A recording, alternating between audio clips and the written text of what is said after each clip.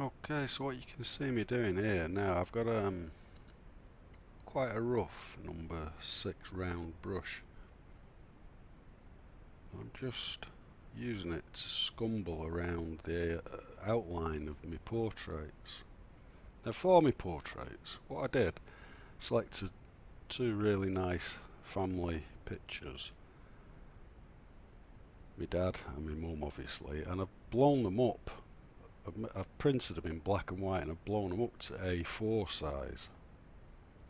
Now the picture is 20 by 16, the piece of watercolour paper, and the two A4 portraits, as you can see, that's how I decided on my composition. And the way I transferred them down was using trace down paper. Now if you've never used trace down paper before, you can check out I've added a tutorial just on trace down if you want to have a look at it. That's the way I got the portraits onto the page, in the right size that I wanted them. Trial and error really. I printed them off 2 or 3 times I think, but I decided to make them big and bold, so I've put the photographs to the side there obviously, and I'm now using a number 5 rigger. It's a fairly big rigger, and I'm basically using a mix of Payne's grey and ultramarine in the sky, and I'm also using clean water to scumble the paint I've already put on, as you can see there. So I'm dragging it into certain straight lines that I think are important. Now I've never actually done a portrait like this before. This is the first time. I've painted literally hundreds of portraits, if not thousands, over me time, but I've never actually sat down and tried to do this cloud painting. And what I'm doing is using, I can see most of the lines, but a lot of them have faded out. But because I've got my reference material to my left,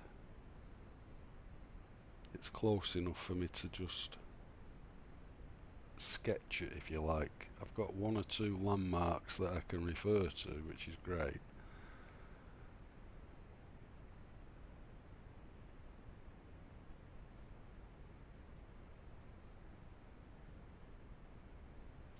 So as I say, it's the first time I've attempted it, to do this memorial portrait of my mum and dad. Dinas Dinkley, it's where we used to go as kids. They used to take us every year on our holidays. Must have seen that mountain range more times than the beautiful sunsets that used to happen.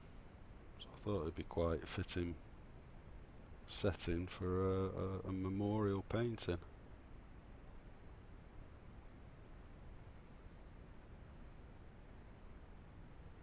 You see the nose there starting to show.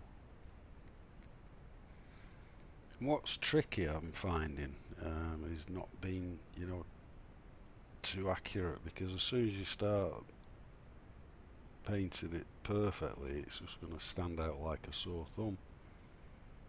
The great test actually, I put it up when it was finished. I put it on the wall, and my wife saw it for the first time, and she said, "Oh, that's a lovely sunset." And it was a few minutes, and then all of a sudden, the portraits dawned on her. See, when you've seen the painting done from the beginning, from scratch, like we are here, you kind of lose that surprise element.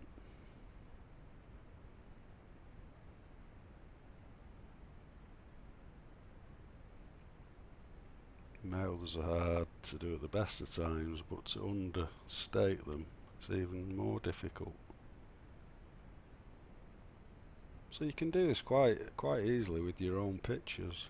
If you were doing your own memorial, just treat it as a sunset to start, or whatever you decide, a landscape. I suppose you could do the same with, you know, with foliage.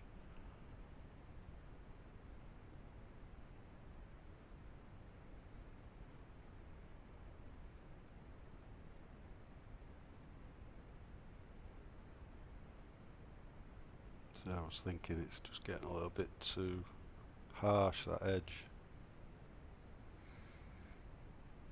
Now I'm just scumbling out the area for this left eye now.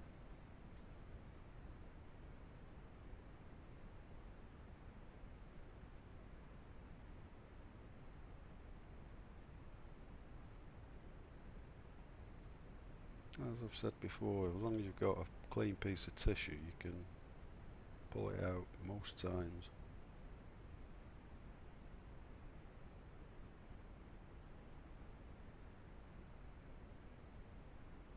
So I'm coming to the end of this lesson now, and we'll carry on in the next lesson.